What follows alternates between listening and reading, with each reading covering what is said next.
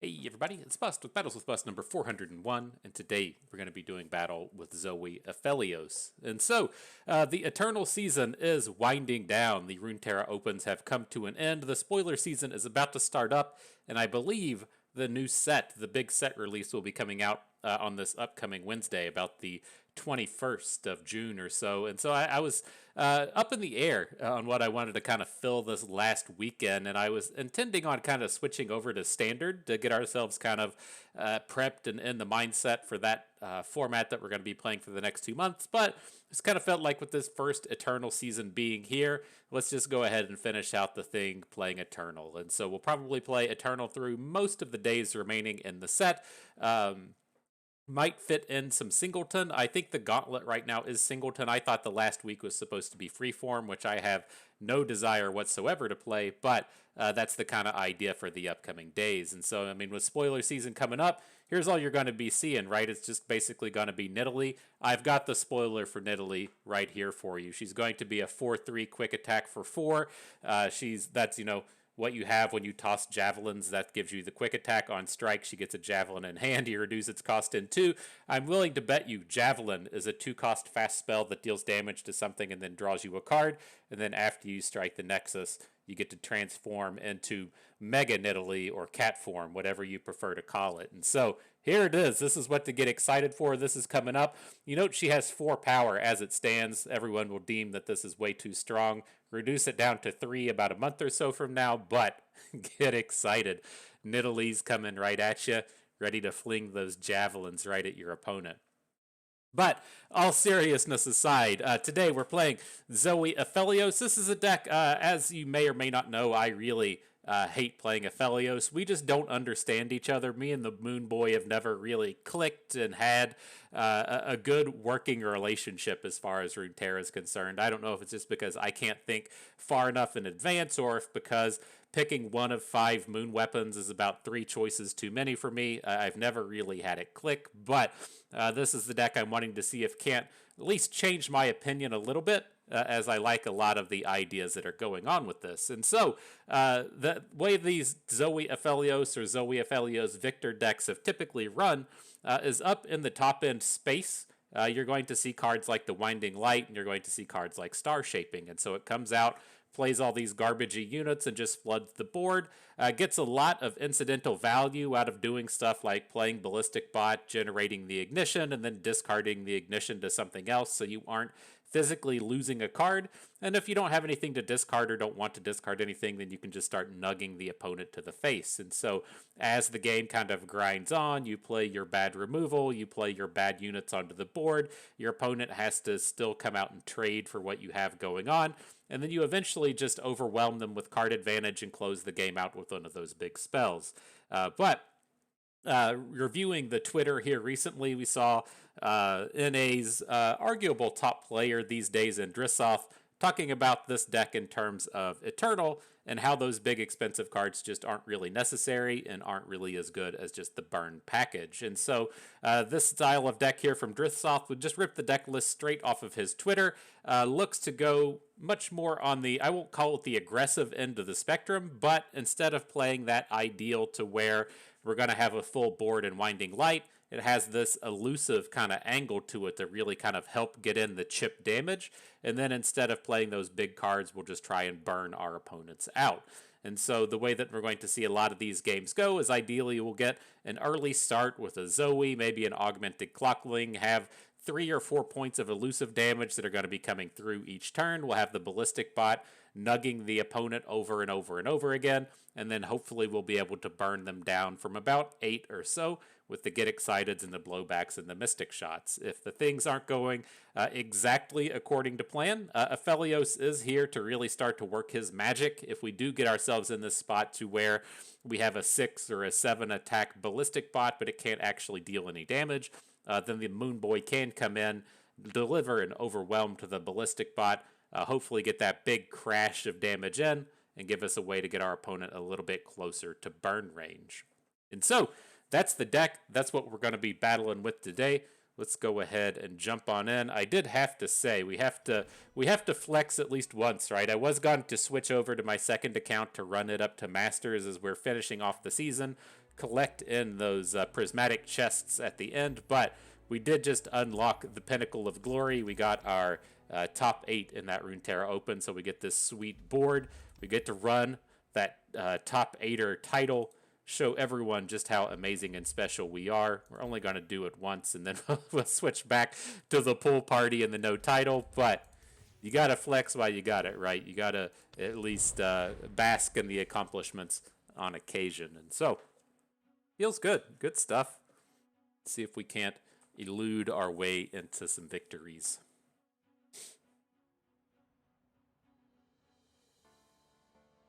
All right, what do you got for us? Round number 1 coming in.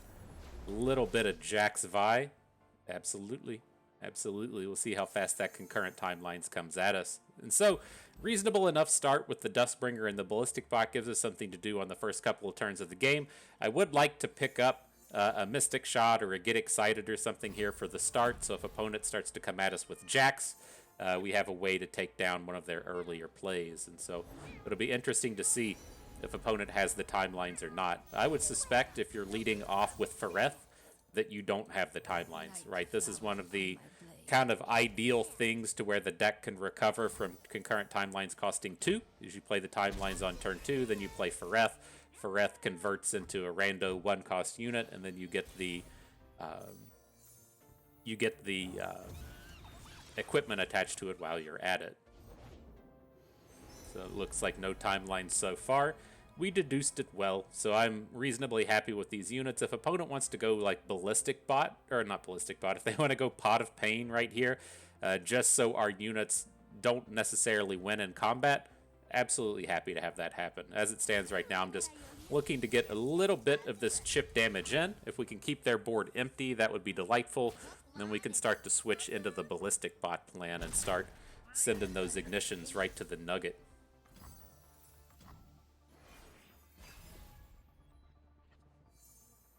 We got more boom baboons. Sure thing. It's reasonable enough as we're on kind of this playing against the opponent playing a curve deck. We might be able to get a really big chunk of damage in next turn. If we have the double Ballistic Bots, we have created cards in the Poro Cannon. And if he doesn't play anything here because his curve is messed up, and then next turn he plays like a what's your name, a Combat Cook, then I'm pretty happy with how that would sequence out. Looks like he has managed to find another unit to throw down on board.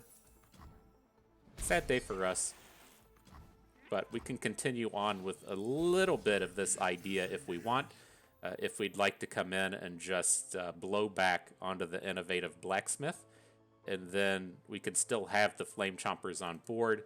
Potentially get a more 4 damage attack in this way. I think I'm happy to go ahead and do the blowback, right? So I'm going to discard the Dust Petal. I'm going to discard the Flame Chompers with kind of the same idea in mind here. If we get this unit off of the board, opponent plays Combat Cook, then we get to nug for 3 with the blowback here, 4 with our units on board, 1 from the ignition in hand. We're getting pretty close to that burn space.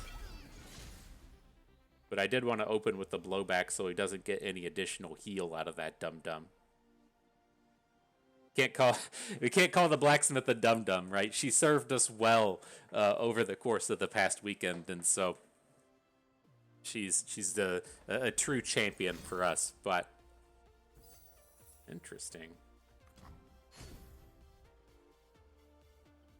In the fists of the opponent, we can talk a little trash. Am I right? So interesting. He has the timelines. I'm really curious if he has a secondary play. All right, the Taskmaster comes in. I still feel pretty decent about hooking this thing out of combat, taking our opponent down to 11, and then making a similar play on the next turn. Got a secondary Boom Baboon in hand.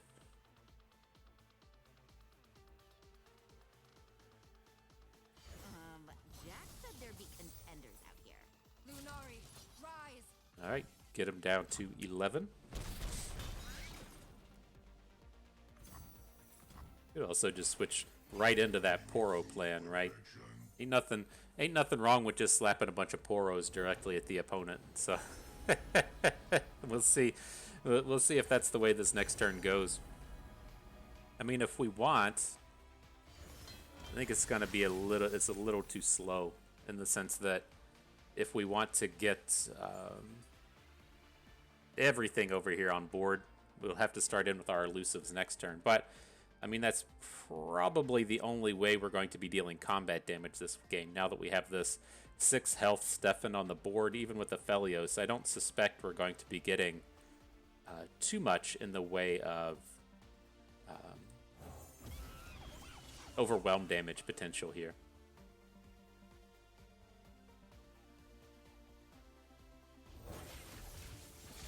He picks up the scout thing, drops a fearsome in. Sure. I'll give that a sure. Alright, so we'll take a block where we can get it. It's a little dangerous letting this Stefan pick up the stats, right? He does have the overwhelm equipment in hand. He's going to be pretty meaty on this upcoming turn. But I want to clear out this space on board to potentially get the third Poro down.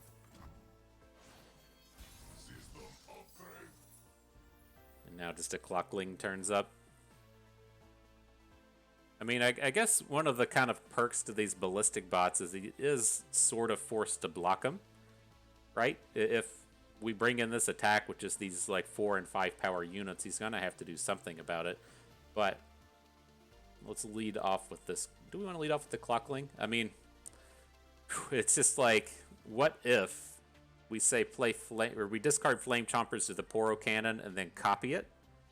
And then we can at least punch in with one of these guys. I think I like this.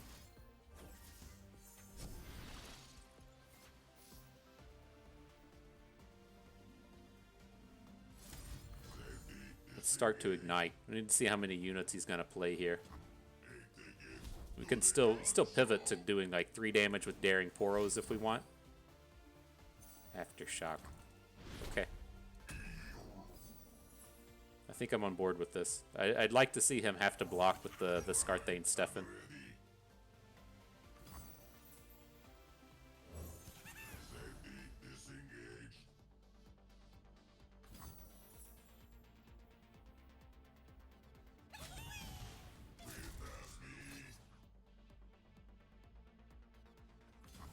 So we should be coming in for 4.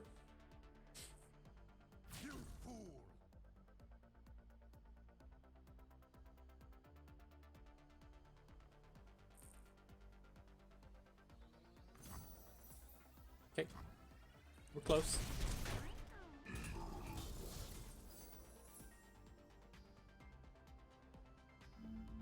Drop the old ignition, and so if we can get to the next turn, we should be okay.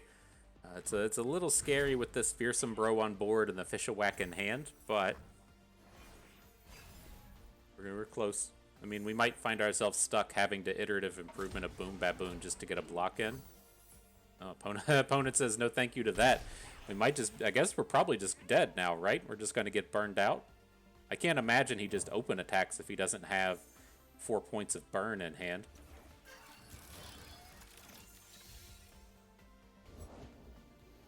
Look at that though. We hit the get excited. So that's a tough spot. I mean, I think we're stuck just stopping here. And then if opponent wants to play a bunch of burn, we get to react with our burn to the left of it.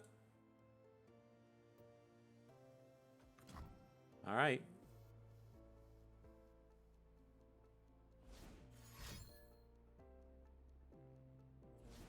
So here comes the opposing burn suite. Uh-oh. Uh-oh, my duder. Here comes the old FTP bust burn suite. Right to the nugget. Rip it and roll it, my dude. GG. Okay. Okay. The W has been marked. On to the next one.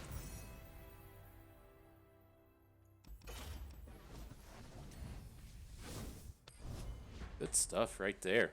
Well done, Augmented Experimenter.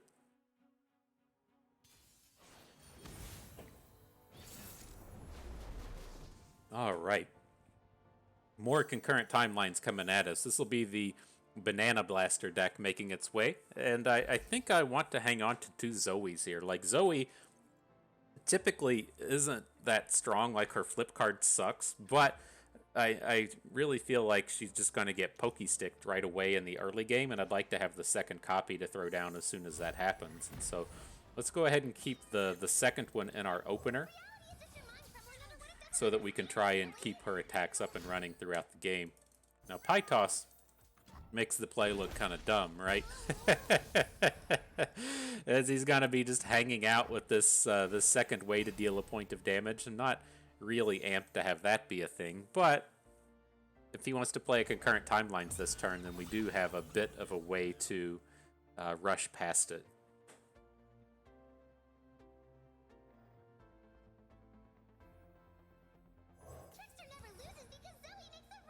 Alright, so I'll just take the damage from Boom Baboon. It's not going how I really wanted or anticipated, but push on, push forward. See if we get that star chart. I wouldn't have been like opposed to see opponent just drop a Mystic Shot in this spot, so we kind of get around the timelines a little bit. Didn't turn out that way, but I think that's okay. Now I'm just gonna discard one of these Mystic Shots. I kind of feel like with the star chart, we might find something a little bit more appealing later in terms of a silence or a bigger elusive or something.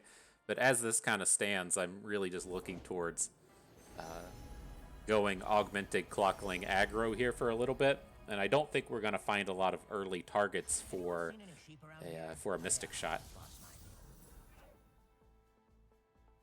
Oh, a good target in that Boom Baboon. Now, if we want to drop the augmented Clockling, we're probably just giving up on Zoe. I feel like if we don't keep this Pale Cascade mana back, then he's just going to drop the pastry onto Zoe and take her down. And so let's see how this goes. I don't want to just pass and have the opponent pass and then just deal a million damage to us. I think this is a reasonable way to come in and just take it slow. Let's keep passing. Brings an Electro Harpoon. Okay. No surviving that. And off of the Clockling, old Moon Boy ready to turn up. I think I could go for one of those.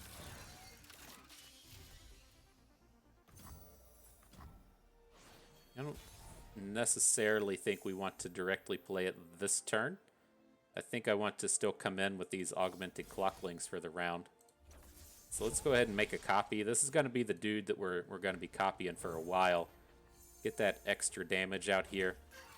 Go ahead and line ourselves up for this sweet burn plan.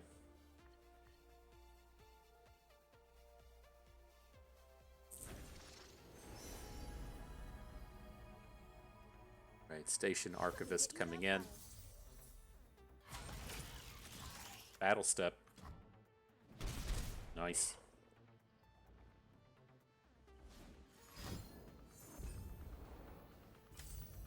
All the Electro Harpoons.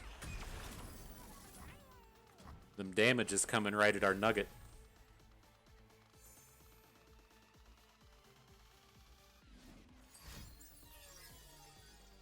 It's not too scary of a board. I don't want to have to block with the Clockling, so we might find ourselves trying to get excited the Devout Pale Cascade onto the Clockling and then be able to put it in front of the Dragon Guard. We'll just have to see how much of an opening we get here.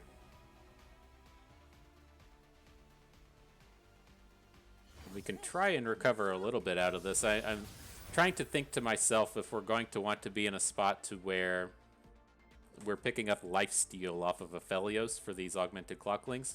Kind of scary what just happened to us. I think, what if we, in this sense now, what if we look to iterative improvement the Solitary Monk and just pick up the 4/4 elusive? And then just kind of assume both of our units are going to die this turn. Like, he's going to hook our Clockling with the Flame Chompers. We can get excited onto the Solitary Monk. The Zonite Urchin is just stuck blocking a 3/4. We only take 3 for the round. I think I'm okay with that.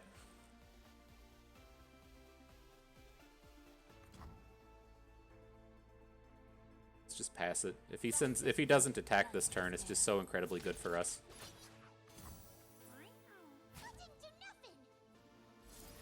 Alright, who are we discarding here? I think we'll get rid of the star chart at this point. Drop that onto the anything. Tail Cascade down here on our elusive bro.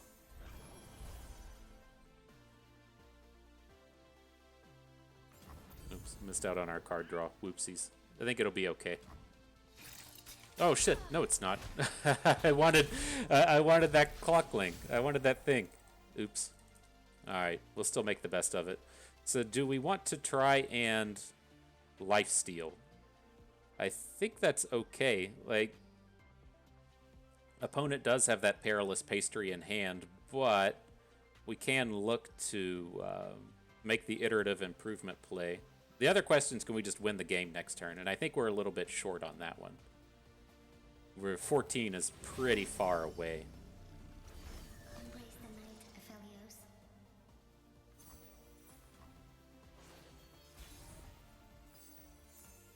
All the iterative improvements.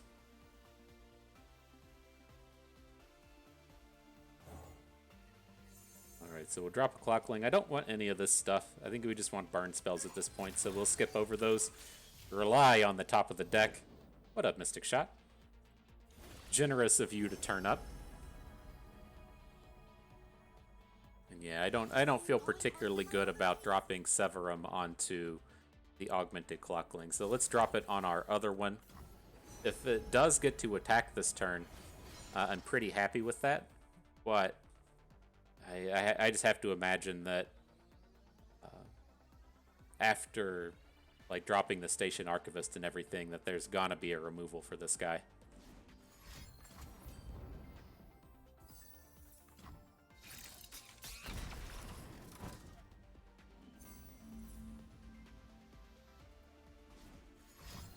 There it is. It's all come down. It's all come forth. He's down to one card in hand, though. That's kind of nice. Gives us a little opportunity to catch back up here. This will be... has to be juicy for us if he doesn't open, right? Well, I guess not if you top deck perfect. It doesn't get much more... Oh, fuck. Andy hits Kato the arm?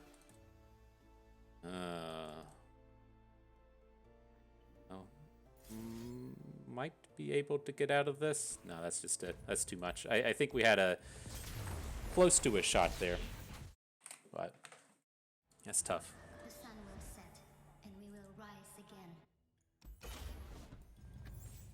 All right, on to the next one.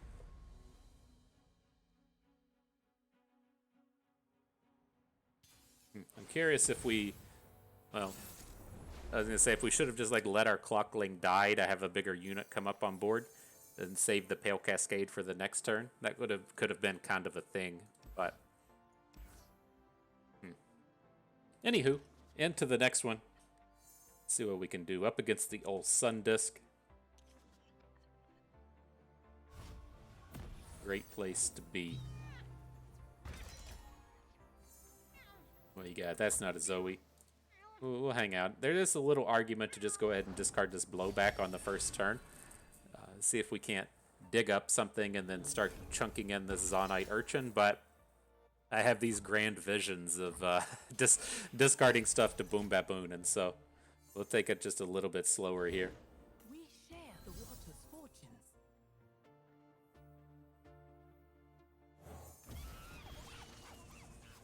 Come drink. Alright, we'll pass on the block there. Gotta start going Poro Cannon aggro, I think. I think that's where we're about to be.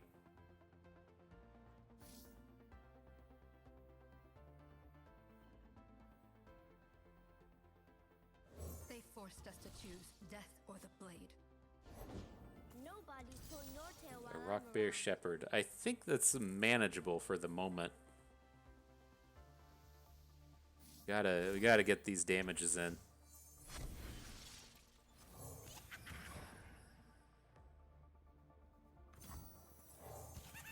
Daring Poros coming at you like it's 2022.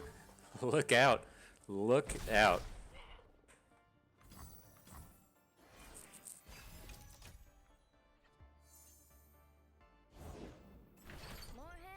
Alright, well, we're primed and ready for this this elusive plan. As long as we aren't running into quicksands, I think everything should be okay.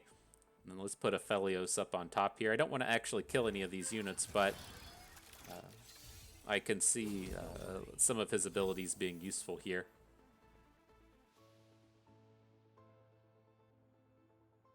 And how much of this do we take? I think the Clockling block is safe.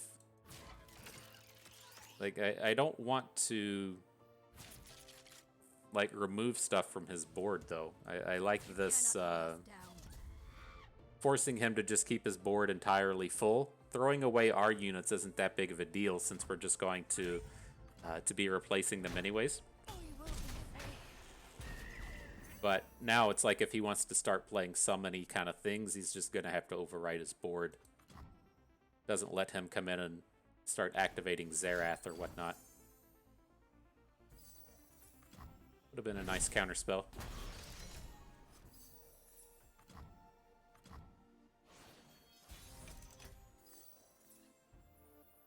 And Zoe turns up. I think I'm still on board with this. Like, the downside for me on this turn, and where I'm like a little hesitant and a little slow, is I'd like to use the iterative improvement onto the augmented Clockling and then just try and dig for more burn with it. And so I'm leaning towards just like playing Zoe and Aphelios, picking up a Infernum, and then using Infernum to switch into probably not Calibrum, maybe the lifesteal thing. It's like, I guess Gravitum is one that we're probably going to need here soon. But I think that's a reasonable way to go. And then the... would we rather just bank a bunch of mana?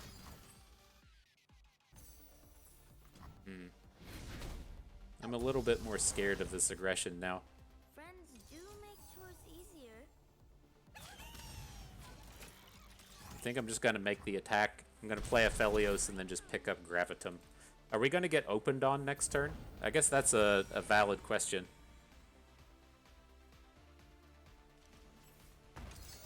So it's so weird not wanting to actually kill this Restored Devout, but I guess that's what we should be doing.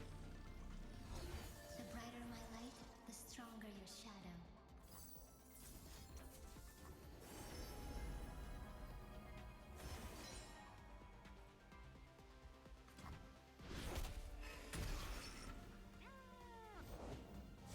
The Bakai. Down to 2 cards in hand. One of them is a champion, though, right?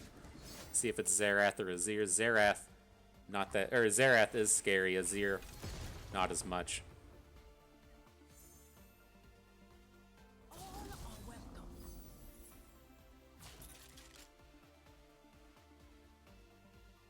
So definitely want to block the Rock Bear. Like Aphelios, again, he should be pretty safe in this spot. Fine, let's come in and prevent a couple points of damage. If we get zinged by an unearthed ground or whatever it's called into an Azir, I'm not going to be, or into a what's his name, the big the Xerath. I'm not going to like it. So I didn't want any of those options. I just want burn cards. Nice addition with the Pale Cascade here.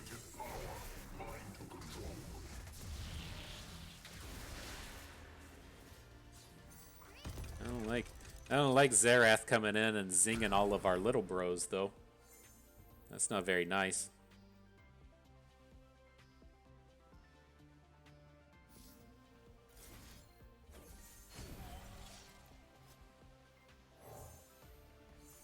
Burn spells? No. Dude, I think it's tough with iterative improvement. Like, I think we're going to get into the next turn and be able to attack. If he plays Azir and flips the Sun Disc, maybe not. But, I mean, we've already got 9 burn in hand. It seems like a rough skip. All right.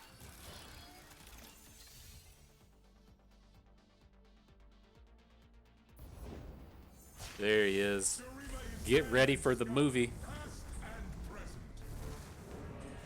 Hopefully our burn spells will carry us far. Strap in, boys. We're going to be watching the movie for a bit. Alright, Xerath flip. Right there.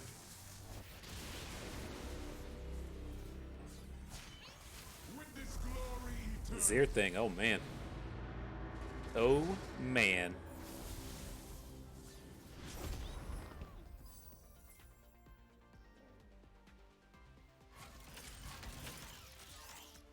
Alright, so this will take opponent to 6, and we can try and burn him out next turn. If he has a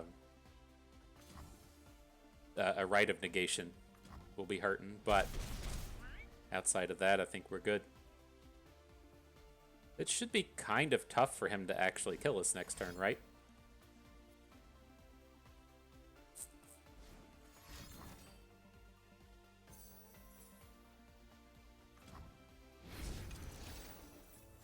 Alright, well, we're only going to get 8 mana spend next turn, so let's just go ahead and drop a Zonite Urchin.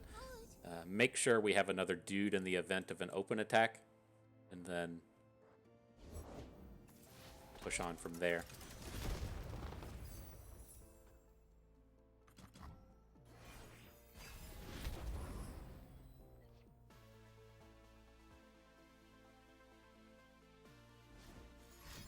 Alright, play a bunch of stuff that doesn't matter, right? That's pretty close. Sandstorm is as close to not mattering as it's gonna get. Alright, 6 to the Nugget. GG.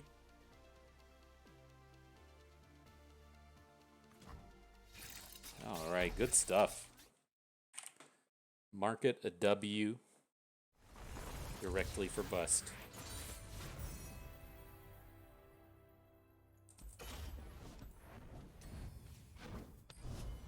Alright, next battle. You know what this deck needs in it? It needs, like, Draven and, Legion Rearguard. Those are the kind of things that would make it more appealing. So what is this? Is that Zoe Riven? Pantheon Zoe. Interesting. I'm curious what's about to come at us. Like,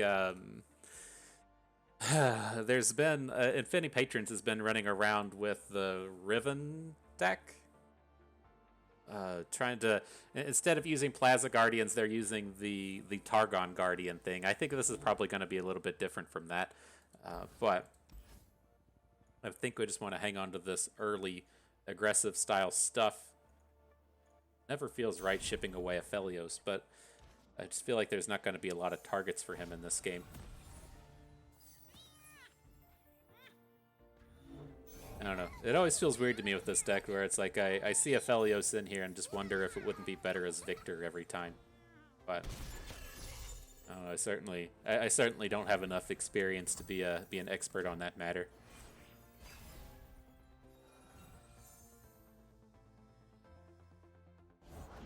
True power eclipses both day and night. All right. Well, the Cultist does quite a bit in terms of shutting down our early game stuff. I think I'm okay with playing Boom Baboon since it does generate a blocker, but, I mean, this is only a point of damage. I was going to say, it generates a card, so it's not like we're just losing out on the turn, but it doesn't feel very good. I'm ready to just start going in on the elusives. I feel like that's going to be a common statement we make throughout the day, is just where's the rest of my elusives at?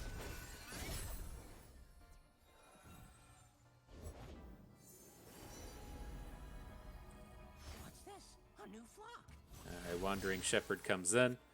I'm going to go ahead and just zing this Cultist. Make him spend all of the mana to rebuild this board.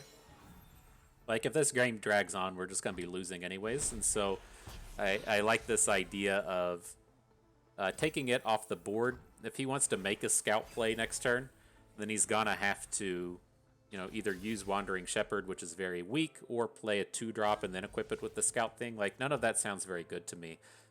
I do like the space of being able to just drop Augmented Clockling and then iterative improvement at next turn. This is an interesting space. Like, I like keeping our health total high, knowing that we're gonna face down like a scouty Pantheon. Like, if he's pretty easily able to hit us for like 8 and then 8 again. I could see wanting one more turn of Zoe, though. Like, it's not like she's in the space of flipping. Let's just make him spend the mana. Like, if he wants to play a Pale Cascade to continue on there, I think that's a win for us. I'll pick up the Pale Cascade. Having the cheap combat trick might be relevant in this space.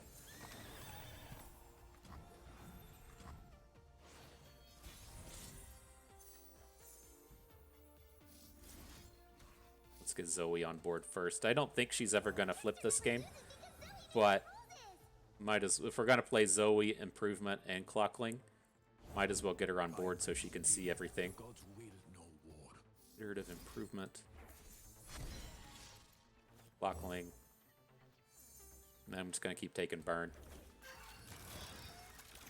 See ya, Aphelios. You're not getting on board today.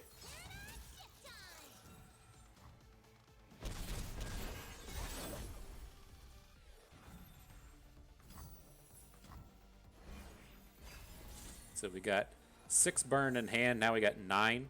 That's real close. That's real close to that victory space. Let's see how dumb Pantheon gets here. Right? That's a valid statement. That's a valid thing. Did he hit elusive? Oh fuck. Lifesteal and elusive? Well, RNGesus is strong with you, my friend.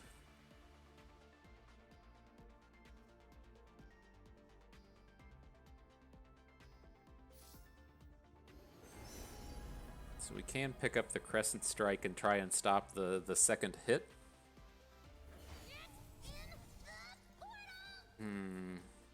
This is just going to be too much. All right.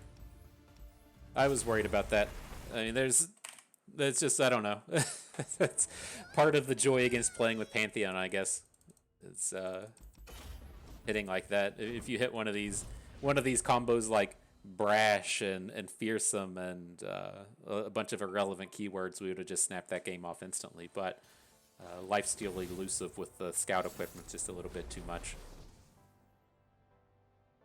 All right, on to the next one.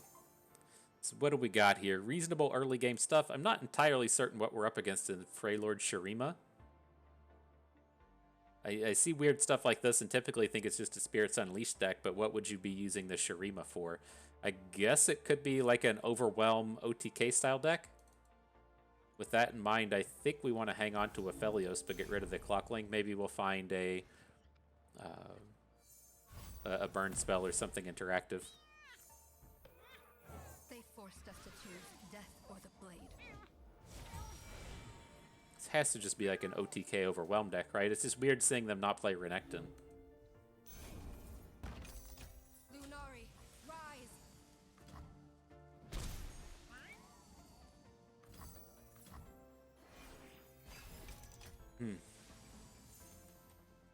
Alright, here comes all that burn package. The burn suite rolling through. The sub rock got me good. Look at this. This is the way aggro was meant to be, right? Just a bunch of urchins and clocklings and the like all coming in and hitting the board. That's the way it was meant to be. So I'm looking to just drop Aphelios here. I think we want to just pick up Calibrum. Again, I'm a little off on what opponent's playing here. I think I'm going to get really bamboozled by something as it hits, but I think Aphelios and then the removal spell are okay. Maybe we don't need Calibrum when we already have Aftershock, and we should be looking towards a just a different piece of interactivity. It's tough now. There's a Secret Keeper. That big Spirits Unleashed next turn is gonna zing us. Ooh, the Pale Cascade to protect our Moon Boy. All right. Maybe that's close.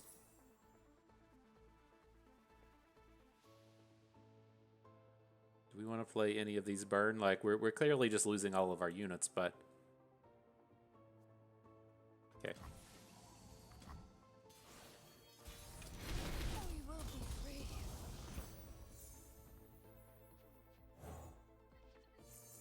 What you got for us in here? Gonna go with the ballistic bot out of this one.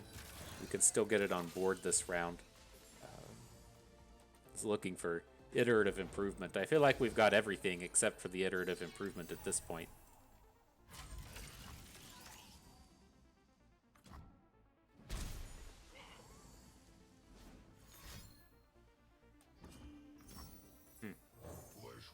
Interesting. Not what I've expected in the least.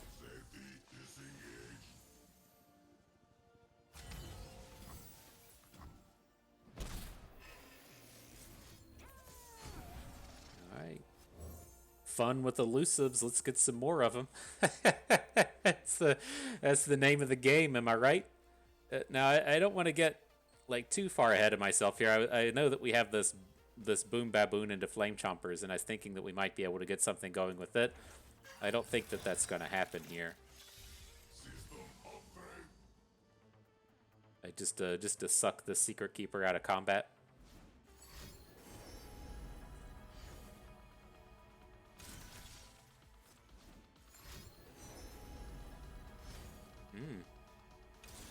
Alrighty then. This is not what was on my radar for the day. Guess we could have aftershocked one of these. Maybe that would have been the way to go. Protect our 2-3 health units in this space.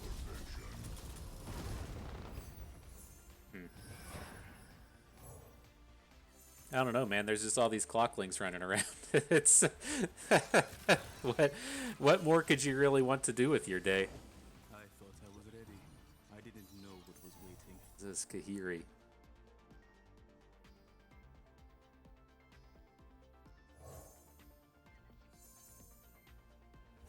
Let me get you that file.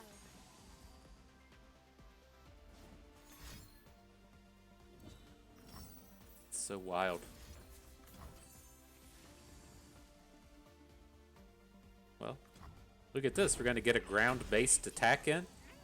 Who knew it was possible? Who knew that it could be done?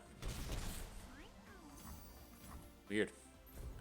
This is like playing a game of Expedition and just having like a thought or an idea of what you might be getting into, and then it just being completely wrong. it's so wild. And an ancient prep. I think we probably need to keep this Aftershock mana up, but we can look to add the Boom Baboon and the Duskbringer. We were peaceful once.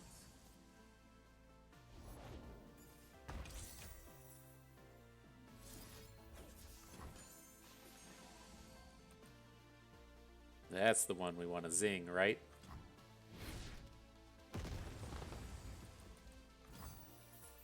Okay. So I think we can be like kind of greedy here. I'm just gonna go ahead and start dropping these spells. Like,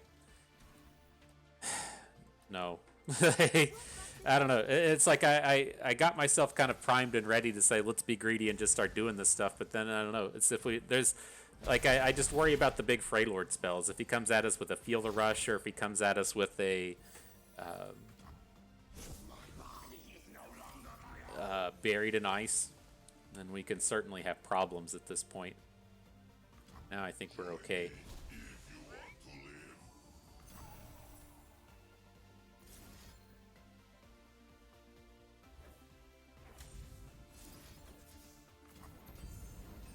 We'll go ahead and chain off both of the spells. If he's got like Catalyst to the Aeons, he can still fight through this, but I don't want to play a burn spell and then him play a slower speed heal. All right. Glad we got out of that one. That was a little more than I was expecting to come at us. And so as it is, we're at the 44-minute mark. This is probably going to be our last game. This will get us over 50 minutes, get up near that hour space. See if we can hang with the likes of Jayce Lux. All right, so I like hanging on to the Duskbringer. Let's get rid of everything else.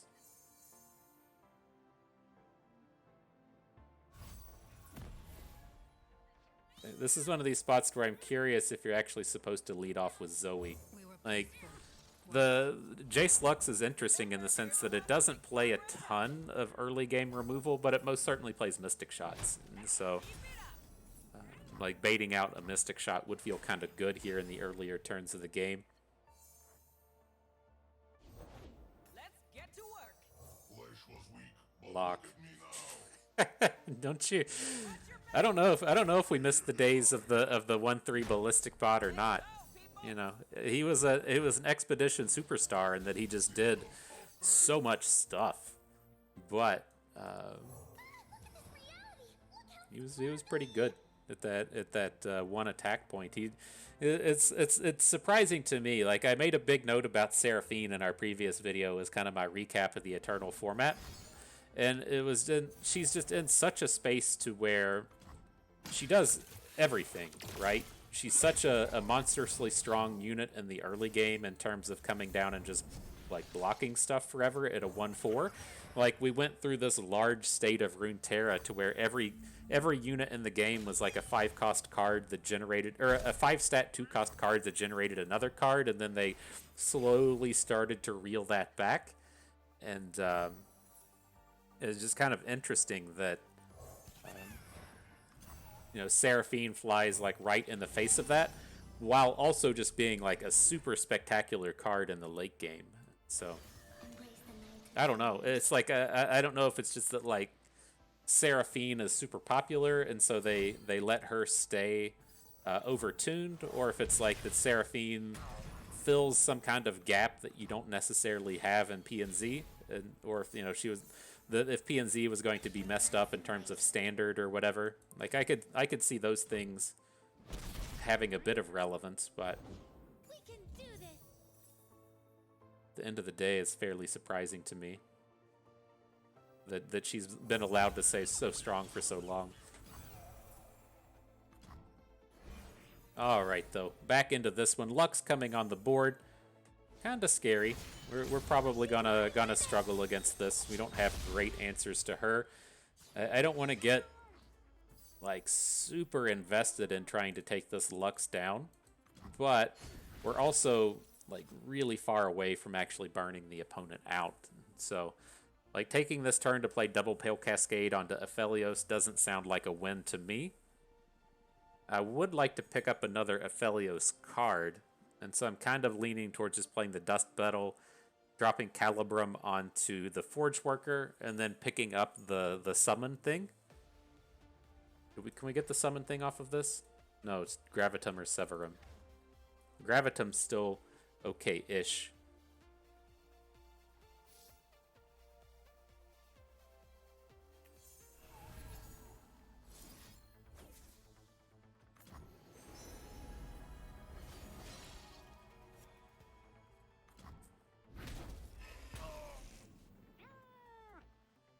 Alright, then we're most certainly going to see a final spark onto Aphelios. Is what it is.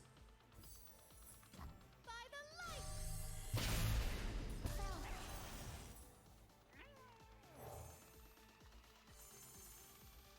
The Archivist. We don't have the mana to blow back, and so we're gonna be going ham on these daring poros, am I right?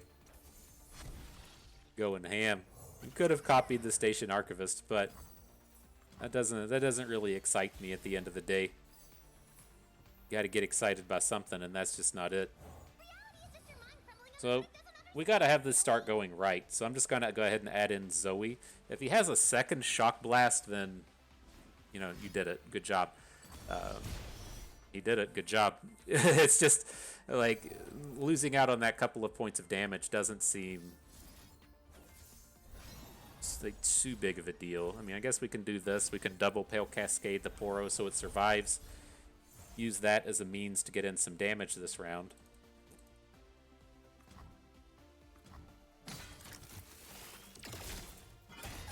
It should be tough to actually kill this Poro. And I don't want to just try and slam in damage with the Archivist. There's a chance we might get in for 2 points of damage that way. But I feel like we're going to be getting more elusive attacks in. And the opposing deck, not particularly good at just going over the top through a bunch of units. And so think if we're getting blocks on Lux, he really needs a Jayce or an Albrecht Severos to fight through. Just have it all every turn, I guess. Will do, Axel. All right, Clockling in. Don't want any of this stuff. We're going to be improving on the Clockling and then trying to burn the opponent out. We're pretty close to getting the burn kill here, and so Interesting use of tech. hopefully that'll stick.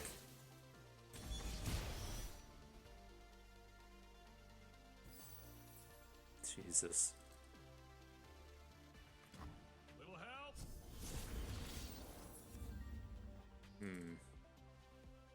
I don't think we're going to make it through this. I mean, the double final sparks are pretty impressive here.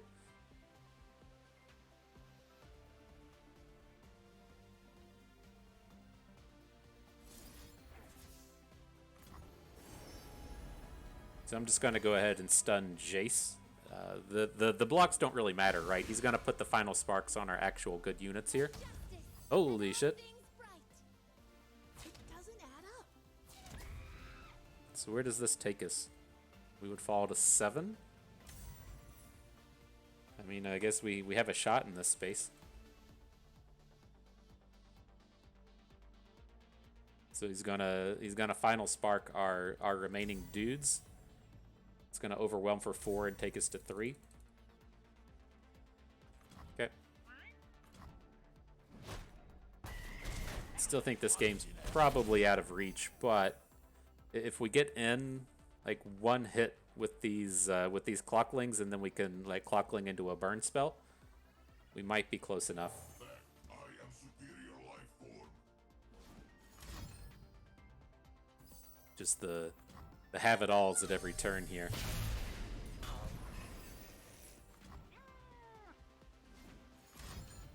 All right.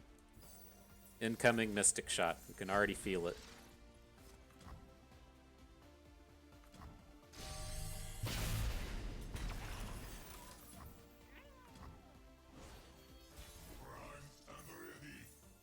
Let's see. Let's see what do.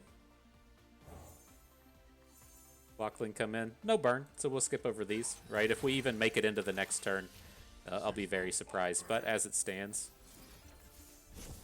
we got Clockling number 2. Give us the shot to take opponent down to 4. And now we have the double Mystic Shot, assuming he doesn't have a way to get through this. That again.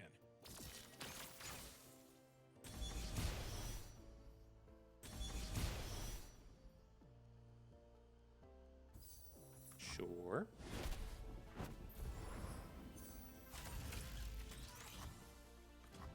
Alright, Clockling. Get us into that. Oh, he's got double final spark. Okay. I was thinking there's just gonna be one. I was like, I still keep envisioning that path to the Vern victory, and it's just a little bit short. But GG. We can pull this up, talk about it a little bit more. And so good set of games. Again, as I play through decks like this, I readily admit that the likes of Aphelios aren't really in my wheelhouse. I have to make those decisions surrounding Aphelios and know that you're planning on picking moon weapons like 2 and 3 turns down the road, and you have to really be able to envision that far into the future. And my technical skill set just doesn't really fall in with that. But at like no point throughout the course of playing this deck was I like, oh boy, I'm really glad we have this Aphelios. He's doing so much this game, right? It just doesn't strike me as he's ever doing enough. Like, I know to a degree you can be in this space to where you're like, okay, well, I play Aphelios, I get a Calibrum in hand, I deal 3 damage to the opponent, and now the opponent's unit kills something, and now the opponent is like really threatened by Aphelios, and they have to devote a bunch of resources into him. But it always feels to me like he's just so ignorable. It feels like we've played him, and he puts the Calibrum in your hand, and you kill something, and then you're kind of done at that point. And maybe that's enough. Like, maybe that's all you're really asking for out of the champion, but I feel like that we can just do better than that. I feel like that there has to be better options out there. Victor comes to mind, than just like literally anything that does something that isn't Aphelios just seems to make more sense to me. Like even looking towards Floppy Mudkip wanting to play 2 Teemo decks in the open, but only being able to play 1 Teemo, so he just played Daring Poro instead.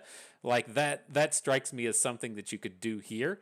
that would just literally be better than Aphelios. And so, again, maybe it's just the way I play the game, the way my brain works, the way these games come together, as to where Aphelios doesn't really click, but he just never felt like something we ever really wanted across any of these games. It felt like you're very much in that kind of standard game plan that you see a lot in, say, like discard Draven Scion, whatever you call it, as to where you flood the board early with a bunch of just bad units, and then you find this critical turn to where you decide, okay, I'm not dealing damage anymore with my units this game.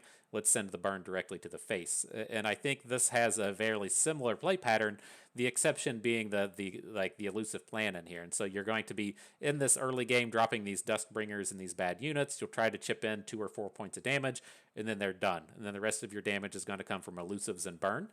And it feels like that really works with the likes of the augmented Clocklings and the iterative improvements. I really liked that piece of the deck, but it always just felt like I would rather just have other elusives out here. And it feels like the Aphelios package isn't like really warranted. And like, would I rather just have even like Lunari Duskbringer as the Nightfall unit that you can just put down as elusive and start attacking with? It just feels like it would have done so much more than Aphelios. And so maybe we didn't develop the games right. Maybe we didn't play against enough like slower style decks to where generating the 2 and 3 moon weapons can be the end of the day for them or not, but it just didn't feel that great to me. But otherwise, I do like the idea of playing the elusives along with the burn package. I think that that's a nice angle. As the format has developed, you don't see a lot of heal across the format, and so decks like any of the Noxus P and Z style removal, or I should say the Noxus style control decks,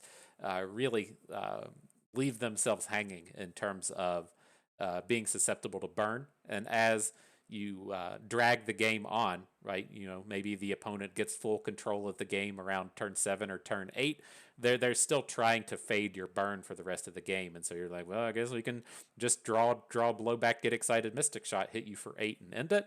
They don't have any real ways to stop that, as to where a lot of the Shadow Isles based control decks would have heal, or Targon style decks that have heal. We don't see a ton of that running around. And so the burn package has a very strong place in the current format. Whew. But nonetheless, good games. I had fun with that. I hope you did too, because that is going to do it for us today. And so I hope everyone enjoyed the video. Hope you maybe learned a thing or two along the way. And you had a good time watching. This is Bustin' Me. Thank you for being here.